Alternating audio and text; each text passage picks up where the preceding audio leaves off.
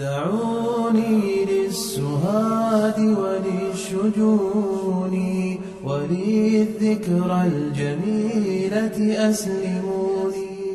الحمد للہ رب العالمین والصلاة والسلام علی سید المرسلین وعلی آلہ وصحبہ اجمعین، اما بعد۔ پچھلے درس میں محاسن اسلام سے متعلق گفتگو ہوئی تھی۔ محاسن اسلام یعنی اسلام کی وہ خوبیاں، وہ بڑائیاں، وہ عظمتیں جس کی وجہ سے غیر مسلم اسلام کی طرف کھینچے چلے آتے ہیں، اور جس کی وجہ سے ایک مسلمان اس بات سے محبت کرتا ہے، اسے یہ چاہت ہوتی ہے کہ وہ اسلام پہ زندہ رہے، اسلام پہ باقی رہے، اسلام ہی پہ اس کی وفات ہو۔ وہ کون سی خوبیاں ہیں؟ بہت ساری خوبیاں، جس میں سے چند خوبیوں کا ذکر ہوا تھا، اور باقی خوبیاں انشاءاللہ اگلے درسوں میں لی جائیں گی۔ آج کا درس ایک مستقل عنوان پر ہے، لیکن حقیقت یہ ہے کہ یہ بھی اسلام کی خوبیوں کا ایک حصہ ہے۔ اذان یہ اسلام کی اہم خوبیوں میں سے ایک خوبی ہے، اور کئی اعتبارات سے اسلام کے محاسن میں سے ہے۔ ہم غور کرتے ہیں کہ اس سے پہلے بہت سارے مذاہب دنیا میں پائے جاتے تھے، اور ان لوگوں کے اپنے طریقے تھے عبادت کی طرف بلانے کے لیے۔ کوئی کسی بلند جگہ پر آگ جلا کے لوگوں کو بتاتا تھا کہ عبادت کا وقت ہو گیا، آ جاؤ۔ کوئی ناقوس بجاتا تھا، کوئی گھنٹی بجاتا تھا، کوئی طریقہ اختیار کرتا تھا۔ لیکن جناب محمد الرسول اللہ صلی اللہ علیہ وسلم کی شریعت میں ان سارے طریقوں سے ہٹ کر ایک ایسا طریقہ اختیار کیا گیا جو اپنے آپ میں انوکھا، نرالا اور انسانی آواز کو بقیہ تمام آوازوں پر فوقیت دینے والا ہے۔ انسان کی قدر و قیمت کو بڑھایا۔ یعنی پہلے وہ ناقوس بجا کر کے، گھنٹا بجا کر کے لوگوں کو بلاتے تھے، وہ انسان کی آواز نہیں تھی، وہ مادیت والی چیزیں تھیں۔ لیکن اسلام نے انسان کو آگے بڑھایا اور اس کی آواز کو یہ قیمت دی کہ اس آواز کے ذریعے سے، جو کہ بامعنی الفاظ ہیں، ان کے ذریعے لوگوں کو بلایا جائے۔ چنانچہ آپ جانتے ہیں کہ جب جناب محمد الرسول اللہ صلی اللہ علیہ وآلہ آلہ وسلم مدینہ منورہ پہنچے تو صحابہ کرام کو جمع کر کے مشورہ کیا گیا۔ پہلے لوگ وقت کا اندازہ کر کے پہنچ جایا کرتے تھے، لیکن ظاہر بات ہے وقت کے اندازے میں ہر ایک یکساں نہیں ہوتا، کسی کا اندازہ کسی طرح اور کسی کا اندازہ کسی طرح ہوتا ہے۔ اور جب مسلمانوں کی تعداد بڑھ گئی تو یہ ضروری ہوا کہ ان کو ایک متعین وقت پر بلانے کے لیے کوئی ایک طریقہ اختیار کیا جائے۔ چنانچہ صحابہ کرام کو اکٹھا کر کے مشورہ کیا گیا، اور کسی نے یہ مشورہ دیا کہ جیسے دوسری قوموں میں ہوتا ہے اسی طرح سے ناقوس بجایا جائے، یا کسی اونچی جگہ پر آگ جلا دی جائے، یا گھنٹا بجا دیا جائے، وغیرہ وغیرہ باتیں آئیں، لیکن کوئی بات پسند نہیں کی گئی۔ یہاں تک کہ عمر رضی اللہ عنہ نے مشورہ دیا کہ کسی انسان کو صلاۃ کے وقت بلانے کے لیے کہہ دیا جائے۔ جناب محمد رسول اللہ صلی اللہ علیہ وسلم نے فرمایا کہ بلال، لوگوں کو آواز دے دیا کرو۔ یہ ابتدا تھی، اور اس کے بعد پھر کیسے اس کی ہوئی انشاءاللہ وہ احادیث ہم پڑھیں گے، اور اس میں وہ تفصیلات آئیں گی۔ ایک ایک مسئلہ لے کر چلتے ہیں۔ سب سے پہلا مسئلہ کہ اذان کا شرعی حکم کیا ہے؟ اذان کا معنی کیا ہے؟ اذان یہ عربی زبان کا لفظ ہے۔ اذان کے معنی ہوتا ہے اعلان کرنا، کسی چیز کا اعلان کرنا۔ یہ اذان کا لغوی معنی ہے۔ قرآن پاک میں اللہ تعالیٰ نے ابراہیم علیہ السلام سے فرمایا وَأَذِّن فِي النَّاسِ بِالْحَجِّ، لوگوں میں حج کا اعلان کر دیجئے، تو اذن، اذان دے دیجئے، اللہ نے کہا۔ اسی طرح سے اللہ تعالیٰ نے فرمایا وَأَذَانٌ مِّنَ اللَّهِ وَرَسُولِهِ، اللہ اور اس کے رسول کی طرف سے اعلان عام ہے۔ تو اذان اعلان کو کہتے ہیں۔ یہ فرض ہے اور فرض کفایہ ہے، یعنی اگر کسی بستی میں اذان نہ ہو تو سارے مسلمان گنہگار ہوں گے، اس لیے سارے مسلمانوں کی ذمہ داری ہے کہ اذان کا انتظام کریں۔ چنانچہ اس سلسلے میں احادیث دیکھتے ہیں۔ مالک ابن حویرث رضی اللہ عنہ، ان کی حدیث ہے جو کیا نام ہے، متفق علیہ یعنی صحیح بخاری صحیح مسلم دونوں میں موجود ہے، مالک ابن حویرث رضی اللہ عنہ ایک جوان صحابی ہیں اور ان کے ساتھ کئی صحابہ مدینہ کے باہر ایک بستی سے آئے تھے نبی صلی اللہ علیہ وسلم کے پاس سیکھنے کے لیے، تعلیم حاصل کرنے کے لیے۔ کافی دنوں تک وہاں رہے، پھر جب لوٹنے لگے تو اللہ کے نبی صلی اللہ علیہ وسلم نے ان کو جو خاص باتیں بتائیں، اس میں سے ایک بات یہ تھی، اذا حضرت الصلاۃ فلیؤذن لکم احدکم ولیؤمکم اکبرکم، کہ ٹھیک ہے واپس جا رہے ہو، بہت کچھ سیکھا ہے، ایک بات یہ یاد رکھو، جب صلاۃ کا وقت ہو جائے گا تو تم میں سے ایک شخص اذان دے۔ آپ نے حکم دیا کہ تم میں سے ایک شخص اذان دے، اور تم میں جو بڑا ہے، بڑی عمر کا ہے، وہ امامت کرائے، یہ آپ نے ان کو حکم دیا۔ تو اور حکم جو ہے یہ فرضیت کے لیے ہوتا ہے، کوئی کام حکم دینے کی خلاف ورزی معصیت اور گناہ شمار ہوتا ہے، اس کا مطلب ایسا کرنا فرض ہے۔ اور دوسری حدیث جو انس رضی اللہ عنہ کی ہے، اور یہ بھی بخاری اور مسلم میں ہے، متفق علیہ ہے، کہتے ہیں کہ نبی کریم صلی اللہ علیہ وسلم جب غزوہ کرتے تھے، جنگ میں جاتے تھے، تو صبح کا انتظار کرتے تھے، اور آپ دیکھتے تھے کہ اس بستی سے اذان کی آواز آتی ہے یا نہیں آتی ہے۔ اگر اذان کی آواز آتی تھی تو آپ اس پر حملہ نہیں کرتے تھے، اور اگر اذان کی آواز نہیں آتی تھی تو ان پر حملہ کر دیا جاتا تھا۔ تو گویا کسی بستی سے اذان کی آواز آنا یہ اس بستی میں مسلمانوں کے موجود ہونے کی علامت اور نشانی ہے، حق کی آواز وہاں پہنچ چکی ہے، اور حق کے قبول کرنے والے اور عمل کرنے والے وہاں موجود ہیں۔ اور اگر اذان کی آواز نہ آئے، اور وہ بھی کون سی اذان ہوگی؟ یہ صبح صبح فجر کی اذان، فجر کی اذان، اگر یہ نہ ہو تو اس کا مطلب بستی میں اہل ایمان موجود نہیں ہیں اور وہ اس کے مستحق ہیں کہ ان پر مسلمان حملہ کر دیں۔ تو یہ اذان کی فرضیت اور فرض کفایہ ہونا اس سے معلوم ہوتا ہے۔ اذان کی فضیلت میں بہت ساری احادیث موجود ہیں۔ نبی کریم صلی اللہ علیہ وسلم نے اذان کی فضیلت میں ایک یہ بات بتائی جو کہ صحیح مسلم کی حدیث ہے، ان المؤذنین اطول الناس اعناقا یوم القیامہ، کہ جو اذان دینے والے ہیں قیامت کے دن ان کی گردنیں اونچی ہوں گی، لمبی ہوں گی، یعنی جہاں بھی وہ رہیں گے دور سے نظر آئیں گے کہ وہ لوگ ہیں جو اذان دیا کرتے تھے، جو اللہ کی توحید کا پیغام لوگوں کو پہنچایا کرتے تھے، جو لوگوں کو کامیابی کی طرف بلایا کرتے تھے، جو نبی کریم صلی اللہ علیہ وسلم کی رسالت کی شہادت بآواز بلند دیا کرتے تھے، تو وہ دور سے پہچانے جائیں گے، ان کی فضیلت ہوگی۔ ایسے ہی ابو سعید خدری رضی اللہ عنہ سے یہ حدیث ہے کہ نبی کریم صلی اللہ علیہ وسلم نے ان سے کہا کہ جب بھی اگر آپ میدان میں نکل جائیں اپنی بکریوں کے چرانے کے لیے، کھلی جگہ میں نکل جائیں، تو اس وقت بھی اذان کا وقت آئے تو بلند آواز سے اذان دیں، یعنی یہ نہیں کہ بستی ہی میں اذان ہو، اگر کوئی بستی سے باہر نکل گیا، صحرا میں نکل گیا، جنگل میں نکل گیا، میدان میں چلا گیا، تو وہاں بھی وہ اذان دے گا، اور اس مؤذن کی اذان جس کو بھی پہنچے گی، جنات ہو، انسان ہو، کوئی اور چیز ہو، وہ سارے کے سارے لوگ قیامت کے دن اس کے حق میں گواہی دیں گے، اس کے لیے گواہ بنیں گے۔ ابو سعید خدری رضی اللہ عنہ کہتے ہیں کہ میں نے رسول اللہ صلی اللہ علیہ وسلم سے یہ بات سنی ہے۔ تو یہ اذان کی فضیلت ہے۔ اہل علم نے مقارنہ کیا ہے اس میں کہ امام کا ثواب زیادہ ہے یا مؤذن کا ثواب زیادہ ہے، اذان دینے کی فضیلت زیادہ ہے یا امامت کرنے کی فضیلت زیادہ ہے۔ تو شیخ الاسلام ابن تیمیہ رحمہ اللہ فرماتے ہیں کہ اذان دینے کی فضیلت زیادہ ہے۔ ساری روایات کو اکٹھا کیا جائے تو معلوم ہوتا ہے اذان دینے کی فضیلت زیادہ ہے، اس کا ثواب زیادہ ہے۔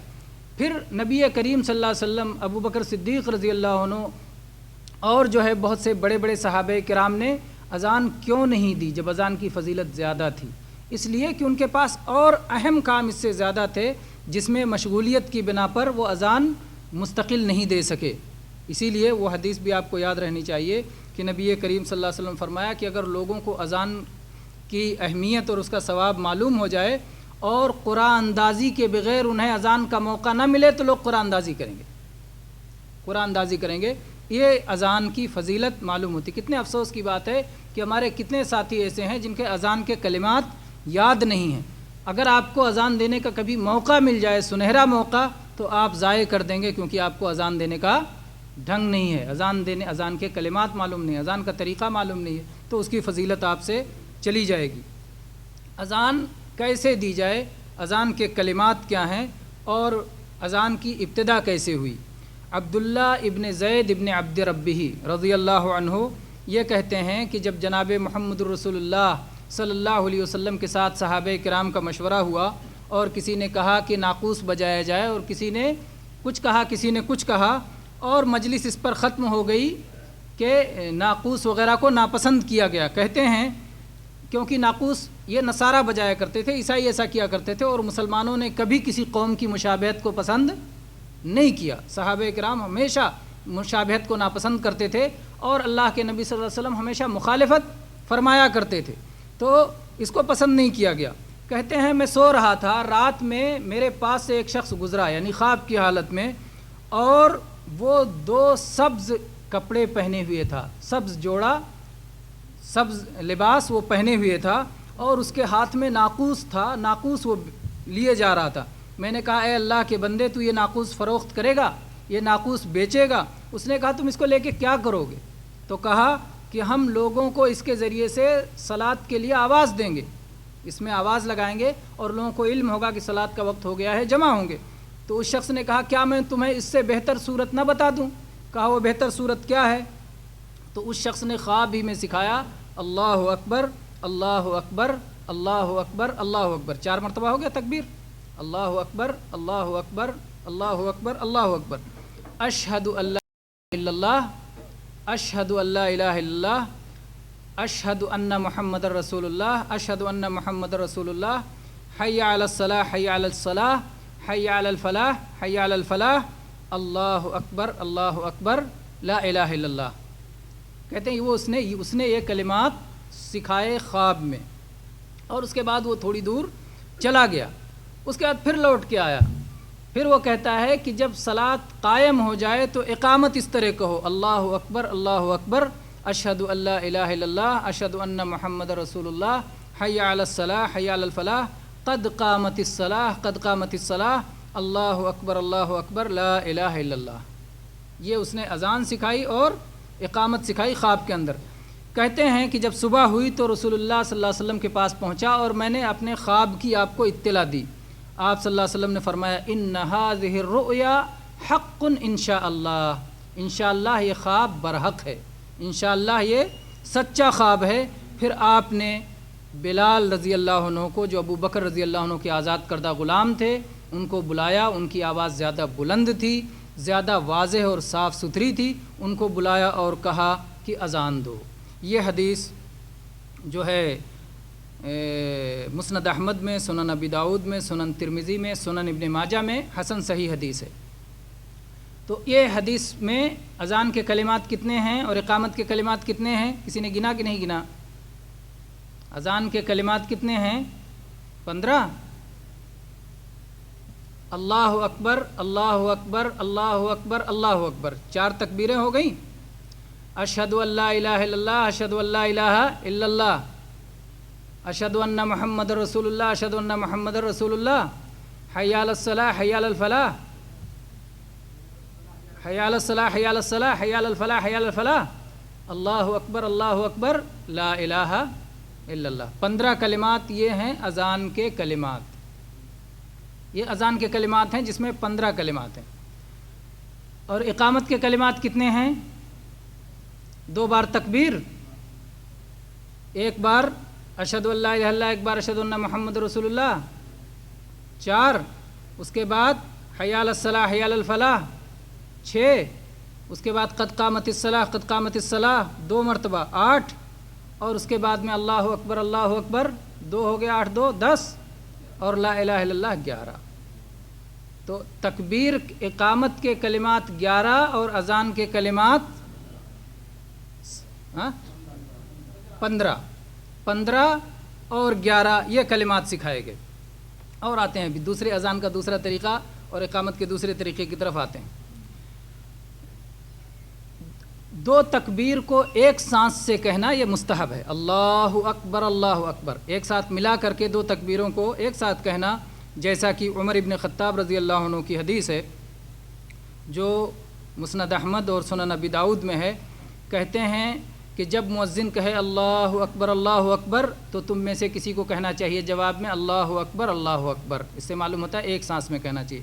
پھر جب مؤذن کہے اشہد اللہ الہ الا اللہ تو تم کو بھی کہنا چاہیے اشہد اللہ الہ الا اللہ. تو اس میں صاف اشارہ ہے کہ تکبیر 2 تکبیروں کو ایک سانس میں جمع کر کے کہنا چاہیے. اذان میں ایک چیز ہوتی ہے ترجیع. ترجیع مستحب ہے. ترجیع کسی کو معلوم ہے آپ میں سے؟ اذان میں ایک چیز ہے ترجیع. ترجیع مستحب ہے.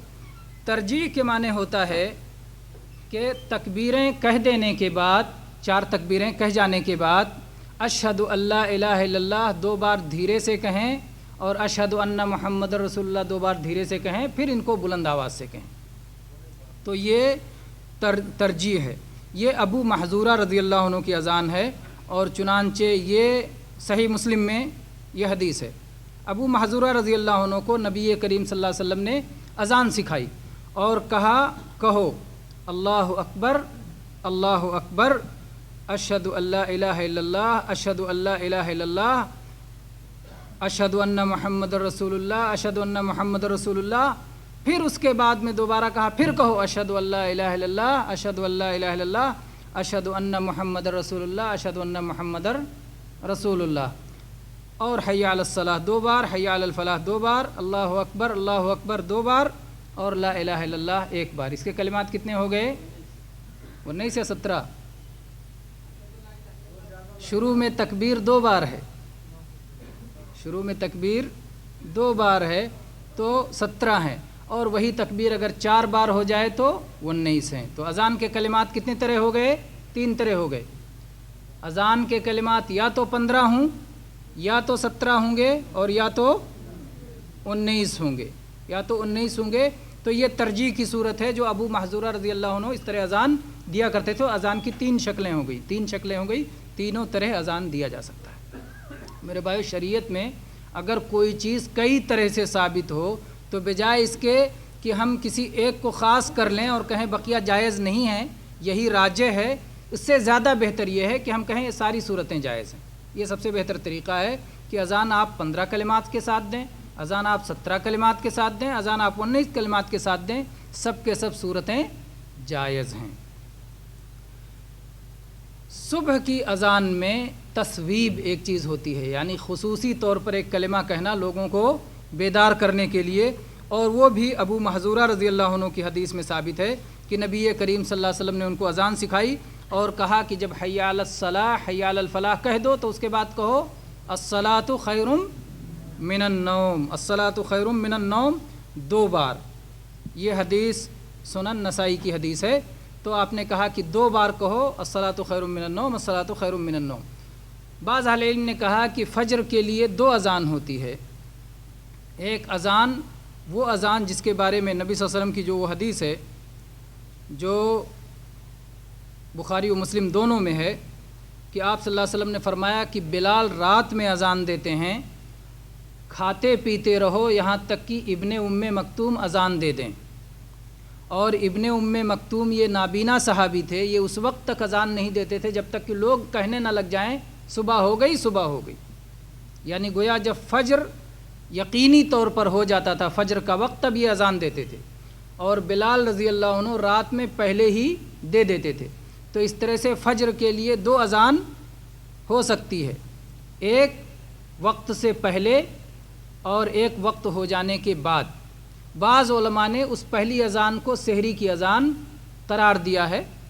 اور سحری کی اذان کہیں گے یہ نہیں کہ فرض صوم میں، یعنی صرف رمضان میں ہو سکتا ہے، پورے سال. کوئی بندہ اگر تہجد پڑھ رہا ہے تو پہلی اذان ہو جائے گی کہ اب تہجد روک دو، تھوڑا آرام کر لو، فجر کا وقت ہونے والا ہے. اگر آپ اذان ہو گئی، اگر آپ صوم رکھنا چاہتے ہیں سحری کھا لو کیونکہ فجر کی اذان ہونے والی ہے، تو وہ سحری کے لیے ہے یا لوگوں کو، سونے والوں کو بیدار کرنے کے لیے کہ فجر کی تیاری شروع کر دو، اور یا پھر جو ہے راحت حاصل کرنے کے لیے ان لوگوں کو جو کہ تہجد میں لگے ہوئے تھے کہ تھوڑا سا آرام کر لو، تھوڑا سا آرام کر لو، فجر کا وقت قریب ہے.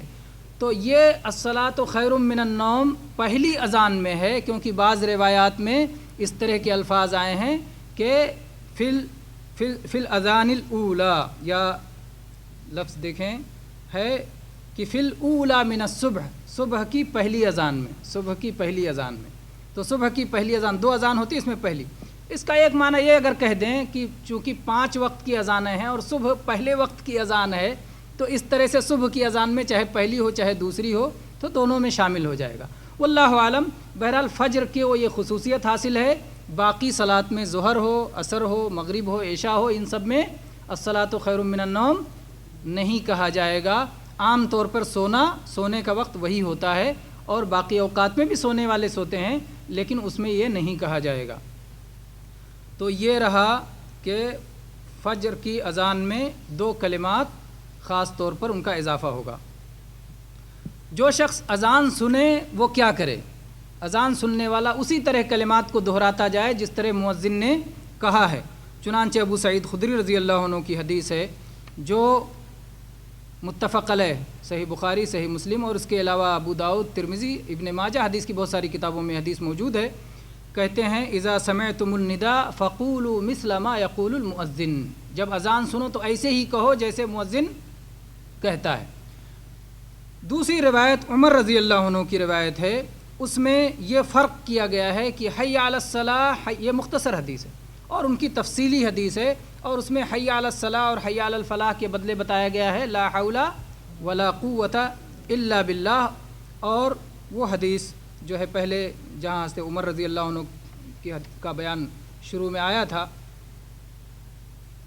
صحیح مسلم میں جو ہے اس کا بیان ہوا ہے، تو وہ انہوں نے بتایا کہ حی علی الصلاح اور حی علی الفلاح کے بدلے میں لا حول ولا قوت الا باللہ کہیں گے۔ اور اس طرح سے جو ہے اذان کا جواب ہو جائے گا۔ اذان کا جواب دینا مستحب ہے، جیسا جیسا مؤذن کہتا جائے ویسے ویسے بندہ کہتا جائے۔ جب اذان سے فارغ ہو جائیں تو کیا دعا پڑھیں؟ اس سلسلے میں اللہ کے نبی کریم صلی اللہ علیہ وسلم کی یہ حدیث جو صحیح مسلم اور حدیث کی اور بہت ساری کتابوں میں ہے کہ جب مؤذن کو اذان دیتے سنو تو ویسے کہو جیسا مؤذن کہہ رہا ہے، اور جب پورا ہو جائے تو مجھ پر صلاۃ بھیجو۔ نبی صلی اللہ علیہ وسلم پہ صلاۃ کیسے بھیجیں گے؟ اللہم صلی علی محمد وعلی آل محمد کما صلیت علی ابراہیم وعلی آل ابراہیم انک حمید مجید، اللہم بارک علی محمد وعلی آل محمد کما بارکت علی ابراہیم وعلی آل ابراہیم انک حمید مجید۔ یہ پڑھنے کے بعد پھر آپ صلی اللہ علیہ وسلم نے فرمایا کہ جو بندہ مجھ پر ایک بار صلاۃ بھیجتا ہے اللہ تعالیٰ اس پر 10 بار صلاۃ بھیجتا ہے۔ تم مجھ پر ایک بار صلاۃ بھیجو، اللہ تم پر 10 بار صلاۃ بھیجے گا۔ صلاۃ کے معنی صرف رحمت ہی نہیں ہوتا، یہ رحمت سے اعلیٰ چیز ہے، رحمت سے اعلیٰ چیز ہے جس میں تعریف بھی آپ کی داخل ہے، آپ کا درجہ بلند کرنا بھی داخل ہے، بہت ساری چیزیں اس میں رحمت کے علاوہ بھی ہیں۔ پھر فرمایا کہ پھر اللہ سے میرے لیے وسیلہ کا سوال کرو، اور جو بندہ اللہ سے میرے لیے وسیلہ کا سوال کرے گا تو قیامت کے دن میری شفاعت اس کے لیے حلال ہوگی، میری شفاعت اسے حاصل ہوگی، اللہ کے نبی صلی اللہ علیہ وسلم اس کے لیے سفارش فرمائیں گے۔ وسیلہ کیسے مانگیں گے؟ آپ نے جو دعا سکھائی ہے اذان کے بعد کی وہ دعا آپ پڑھیں گے، اللہم رب هذه الدعوة التامة والصلاة القائمة آت محمدا الوسیلہ والفضیلہ وبعثه مقاما محمودا الذی وعدتہ۔ یہ دعا آپ پڑھیں، اس میں آپ نے سوال کیا اللہ تعالیٰ سے وسیلہ کا، اللہم آتی محمدا الوسیلہ، اے اللہ تعالیٰ محمد صلی اللہ علیہ وسلم کو وسیلہ عطا فرما۔ یہ وسیلہ کیا ہے؟ اللہ کے نبی صلی اللہ علیہ وسلم نے اس کی شرح بتائی ہے اور بتایا کہ انہا منزلۃ فی الجنہ لا تنبغی الا لعبد من عباد اللہ، یہ جنت کا ایک مقام ہے، یہ جنت کا ایک درجہ ہے، یہ جو صرف اللہ کے کسی ایک بندے کو حاصل ہونے والا ہے۔ اور آپ نے فرمایا کہ مجھے اللہ سے امید ہے کہ وہ درجہ اللہ مجھے دے گا۔ آپ کو امید ہے لیکن پھر بھی آپ نے امت کو کہا کہ میرے لیے اللہ سے مانگا کرو، تاکہ اتنی ساری سفارشیں بھی اللہ تعالیٰ کے پاس پہنچ جائیں اور اس میں تمہارا فائدہ ہے۔ ہم مانگیں گے اللہ کے نبی صلی اللہ علیہ وسلم کے لیے تو اللہ کے نبی ہمارے لیے سفارش کریں گے اور اللہ تعالیٰ آپ کی سفارش کو قبول فرمائے گا۔ تو یہ رہا۔ اسی طرح سے اذان اور اقامت کے مسائل میں سے مسئلہ بھی جاننا اہم ہے کہ اذان اور اقامت کے درمیان جو وقت ہے اس میں دعا رد نہیں ہوتی، یہ دعا کی قبولیت کا وقت ہے، اس لیے اس میں زیادہ سے زیادہ دعا کرنا چاہیے۔ چنانچہ انس رضی اللہ عنہ کی حدیث ہے جو سنن ابی داؤد ترمذی میں ہے اور صحیح ہے، آپ نے فرمایا الدعاء لا يرد بین الاذان والاقامہ، اذان اور اقامت کے درمیان کی دعا رد نہیں ہوتی۔ تو یہ بہت اہم وقت ہے، اس وقت کو ضائع نہیں کرنا چاہیے۔ मुअज्जिन कैसा होना चाहिए। एक सवाल है कि मुअज्जिन के अंदर क्या क्या चीज़ें पाई जानी चाहिए। ये पहली चीज़ तो ये है कि जो भी अज़ान दे अल्लाह वास्ते अज़ान दे, अल्लाह की रज़ा हासिल करने के लिए अज़ान दे। अज़ान एक इबादत है। जब आप पुकारते हैं अल्लाह अकबर, अल्लाह की बड़ाई और अल्लाह की ताज़ीम को बुलंद करते हैं, अल्लाह के लिए आपको ये काम करना चाहिए। और उस पर अज्र और उजरत का अगर मुतालबा ना करें तो ये सबसे बेहतर सूरत है। जैसा कि उस्मान बिन अबिल आस रज़ी अल्लाह अन्हु की हदीस है कि अल्लाह के नबी सल्लल्लाहु अलैहि वसल्लम से उन्होंने जाके कहा कि अल्लाह के नबी मुझे मेरी कौम का इमाम बना दीजिए। उन्होंने अपने अंदर ये अहलियत महसूस की है, सलाहियत महसूस की कि मैं अपनी कौम का इमाम हो सकता हूँ। तो उन्होंने कहा अल्लाह के नबी सल्लल्लाहु अलैहि वसल्लम मुझे इमाम बना दीजिए। तो आपने कहा ठीक है, तुम इमाम हो, अपनी कौम के इमाम हो, और जाओ जो उसमें सबसे कमज़ोर तरीन शख्स होगा उसका ख्याल रख के इमामत करना। और आपने कहा मुअज्जिन ऐसे शख्स को बनाना जो अज़ान पर उजरत न मांगे, जो अल्लाह के लिए अज़ान दे, अज़ान पे उजरत का मुतालबा ना करे। ये सुनन अबी दाऊद, सुनन नसई और सुनन इब्न माजा की हदीस है। तो पहली चीज़ कि जो भी मुअज्जिन हो, कहते हैं कि बात जो दिल से निकलती है असर रखती है। एक बंदा जब खड़े होकर दिल से पुकारेगा अल्लाह अकबर, अल्लाह सबसे बड़ा है, और वो जिस के कान में वो आवाज़ जाएगी, दिल से निकली है दिल में पहुँचेगी कि अल्लाह की बड़ाई का ऐलान हो रहा है। अशहदु अल्ला इलाहा इल्लल्लाह, मैं गवाह हूँ कि अल्लाह के सिवा कोई भी इबादत के लायक नहीं है। अशहदु अन्ना मुहम्मद रसूलुल्लाह, मैं गवाह हूँ कि मोहम्मद सल्लल्लाहु अलैहि वसल्लम अल्लाह का पैगाम लेके आए हैं, अल्लाह के रसूल हैं। हय्या अलस सलाह, आओ कामयाबी के लिए। हय्या अलल फलाह, आओ सलात के लिए, आओ कामयाबी के लिए। अल्लाह अकबर, अल्लाह सबसे बड़ा है, अल्लाह सबसे बड़ा है। ला इलाहा इल्लल्लाह, अल्लाह के सिवा कोई इबादत के लायक नहीं। मेरे भाई ऐसा पैगाम है कि दुनिया का कोई गोशा ऐसा नहीं है और कोई वक्त ऐसा नहीं है जहाँ के ये पैगाम पहुँच ना रहा हो। अल्लाह ताला अपने आखिरी दीन को और आखिरी रसूल को और आखिरी शरीयत को अल्लाह ने ऐसा बनाया है कि सब पे हुज्जत कायम हो रही है। कभी कोई ऐसा नहीं जो कह नहीं सकता कि मुझको इस्लाम की आवाज़ नहीं पहुंची थी, मुझको इस्लाम की दावत नहीं पहुंची थी। ये जो अज़ान आ रही थी तुमने सुना क्यों नहीं था, और सुना था तो समझने की कोशिश क्यों नहीं की थी। तुम मुसल्लाह पर ईमान नहीं क्यों लाए थे जिसके बारे में बार बार कहा जा रहा था कि सबसे बड़ा वही है। तुमने उसकी बड़ाई को छोड़ के दूसरों को क्यों बड़ा बना लिया था। ये सवाल होगा। तो अगर दूसरे बहुत सारे मीडिया के ज़राए इस्तेमाल किए जाते तो शायद उतने ताकतवर नहीं होते जितना ताकतवर हमारा अज़ान है। अज़ान सबसे ताकतवर मीडिया है और जिसमें इस्लाम की हम सारी बुनियादी तालीमात पहुंचा देते हैं। तो इसलिए अज़ान देने वाले को मुखलिस होना चाहिए, अल्लाह की रज़ा की खातिर अज़ान देनी चाहिए। दूसरी चीज़, अगर वो बावज़ू होकर अज़ान दे तो बड़ी बेहतर चीज़ है, लेकिन वज़ू इसके लिए ज़रूरी नहीं है। तीसरी चीज़ ये है कि वो क़िबला की तरफ मुँह करके अज़ान दे, जैसा कि सहाबे किराम किया करते थे और इस पर तकरीबन उम्मत का इजमा है। और इसी तरह से दाएं और बाएं जो है अपना चेहरा घुमा ले, हय्या अलस सलाह और हय्या अलल फलाह कहते हुए। हय्या अलस सलाह दाएं तरफ और हय्या अलल फलाह बाएं तरफ, चेहरा घुमाना है। बाज़ लोग पूरा सीना घुमा लेते हैं, पूरा जिस्म घुमा लेते हैं। पूरा जिस्म घुमाना नहीं है, ये गलतियों में से है। सही चीज़ ये है कि सिर्फ चेहरा घुमाना है, सिर्फ चेहरा घुमाना है और आवाज़ उस तरफ दोनों तरफ पहुंचानी है। इसी तरह से कानों में उंगलियां डाल के अज़ान देना है। बहुत सारे लोगों पर लोग देखते हैं बाज़ जो है हाथ छोड़ करके अज़ान देते हैं, तो धोखा होता है कि शायद कहीं ऐसा तो नहीं कि हमारे यहाँ कान में जो उंगली डालते हैं वो गलती करते हैं। नहीं मेरे भाइयों, ये सही हदीस है। ये हदीस तिरमिज़ी में है और अल्लामा अलबानी रहमतुल्लाह ने सही करार दिया है।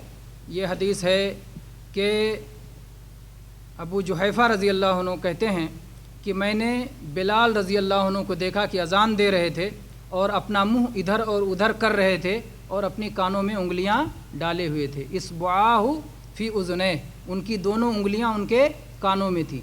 तो उंगली डाल के अज़ान देना यही सुन्नत है।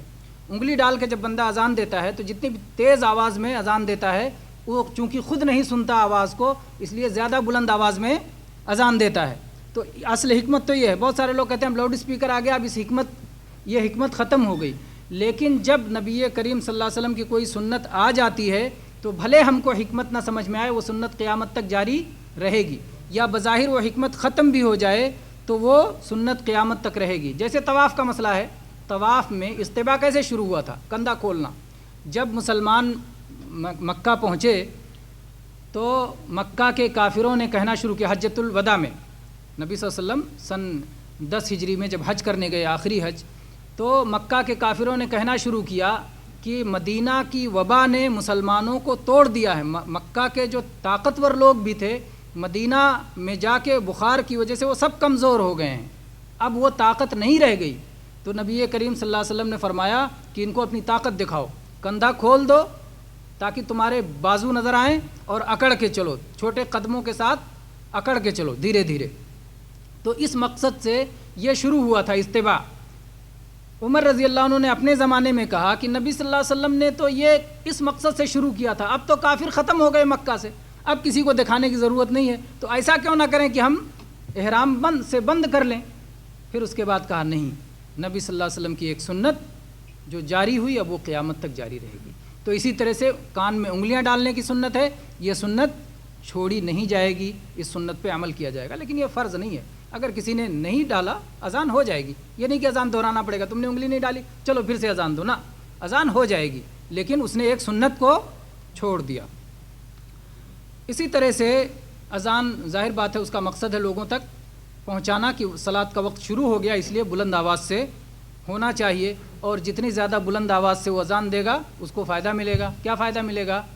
جو بھی جنات، انسان کوئی بھی چیز سنیں گے قیامت کے دن گواہ بنیں گے، تو جتنے زیادہ بلند آواز سے اذان دے گا اتنے زیادہ گواہ اسے حاصل ہوں گے۔ اذان و اقامت کے درمیان کم سے کم اتنا وقت تو دینا ہی چاہیے کہ لوگ تیاری کر لیں، وضو کر لیں اور باقاعدہ اس کے لیے پہنچ جائیں۔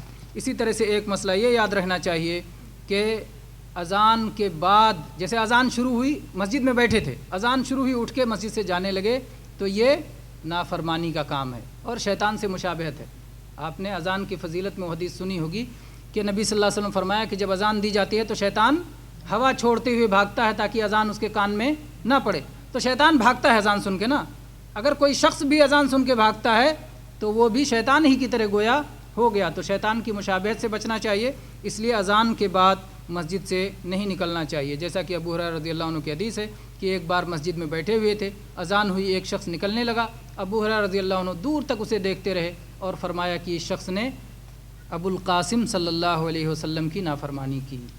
تو گویا اذان کے بعد نہیں نکلنا چاہیے، سوائے اس کے کہ لازمی ضرورت ہے، وضو کرنا ہے اور دوسری چیزیں ہیں تو اس کے لیے نکل سکتے ہیں۔ اگر آپ کی کوئی صلاۃ چھوٹ جائے تو اس کے لیے اذان بھی دینا چاہیے اور اقامت بھی کہنا چاہیے۔ صلاۃ چھوٹ گئی، اگر تمام لوگوں کی چھوٹ گئی، سب لوگ سو گئے، تو ظاہر بات ہے تب تو اذان دینا ہی دینا ہے۔ کہ جیسے نبی کریم صلی اللہ علیہ وسلم ایک بار سفر میں تھے اور آپ اور سارے صحابہ کرام سب فجر کے وقت سو گئے، جب اٹھے تو آپ نے بلال رضی اللہ عنہ کو حکم دیا اذان دینے کا، پھر انہوں نے اذان دیا، پھر اس کے بعد اقامت کہی گئی، پھر اس کے بعد آپ نے فجر ادا کی۔ تو اگر سب لوگ سو گئے تو ایک اذان دیں گے، کیونکہ ایک اذان تو دینا فرض کفایہ ہے، اور اس کے بعد میں اگر ایک اذان ہو چکی ہے اور جماعت ہو گئی اور اس کے بعد پھر آپ پہنچے، ہو گئی، آپ چاہتے ہیں کہ آپ اذان دیں اور اقامت کہیں اور پھر پوری طرح سے فرض پڑھیں تو آپ ایسا کر سکتے ہیں، اور اگر آپ چاہیں کہ نہیں اذان ہو چکی ہے میں اسی پر اکتفا کرتا ہوں، صرف اقامت کہہ کے پڑھیں تو اقامت کہہ کے بھی پڑھ سکتے ہیں، لیکن اگر چاہیں تو پوری اذان بھی دے سکتے ہیں، جیسا کہ صحابہ کرام سے اس طرح کی چیزیں مروی ہیں۔ اسی طرح سے اگر کئی صلاۃ چھوٹ جائے اور اس کو اکٹھا ادا کرنا ہو تو ہر صلاح کے لیے الگ الگ اذان دینے کے بجائے ایک اذان دے کر کے ہر صلاح کے لیے الگ الگ اقامت کہی جائے، جیسا کہ غزوہ خندق کے موقع پر ہوا تھا۔ غزوہ خندق کے موقع پر نبی کریم صلی اللہ علیہ وسلم کی 4 صلاتیں چھوٹ گئیں، 4 صلاتیں، ظہر، عصر، مغرب، عشاء، یہ چاروں کے چاروں صلاتیں چھوٹ گئی تھیں، کیونکہ خندق کھودے ہوئے تھے مسلمان، اور خندق کے پیچھے جو ہے کفار خندق پار کر کے آ نہ جائیں، اس مدینہ کی حفاظت کے لیے لگے ہوئے تھے، تو جب تک وہ ڈٹے رہے ظاہر بات ہے مسلمان چھوڑ کے میدان جا نہیں سکتے ہیں، تو جب رات زیادہ ہو گئی تب جو ہے وہ گئے، تو اس لیے مسلمانوں کی 4 صلاتیں چھوٹ گئیں۔ اللہ کے نبی صلی اللہ علیہ وسلم نے ان پر بد دعا فرمائی اور آپ نے بلال رضی اللہ عنہ کو حکم دیا کہ اذان دیں، ایک اذان دی گئی، اس کے بعد آپ نے اقامت کہہ کے ظہر پڑھی، پھر اقامت کہہ کے عصر پڑھی، پھر اقامت کہہ کے مغرب پڑھی، پھر اقامت کہہ کے عشاء پڑھی، تو اگر کئی صلاتیں چھوٹ جائیں تو ایک اذان اور کئی اقامت سے اسے پڑھنا چاہیے۔ اور یہ روایت جو ہے نسائی میں، ترمذی میں، یہ دونوں کتاب میں ہے، علامہ البانی نے صحیح قرار دیا ہے۔ تو یہ چند مسائل تھے اذان سے متعلق، تو بہت سارے مسائل ہیں۔ ظاہر بات ہے اگر ہم سارے مسائل کا احاطہ کرنا چاہیں تو چند وقت میں نہیں کیا جا سکتا۔ عورت کی اذان کا مسئلہ ہے، اور اس کے بعد میں اذان کے درمیان بات چیت کا مسئلہ ہے، اذان کے جو ہے اور بھی بہت سارے مسائل ہیں جو اس سے متعلق ہیں، لیکن جب کوئی ایسی بات ہو جائے تو اس موقع پر علماء سے سوال کر کے اس مسئلے کو معلوم کر لینا چاہیے۔ یہ موٹے موٹے مسائل ہیں جو ہم سب کو تقریباً جو مسائل جاننا چاہیے۔ ھذا واللہ اعلم، صلی اللہ علیہ نبینا وسلم۔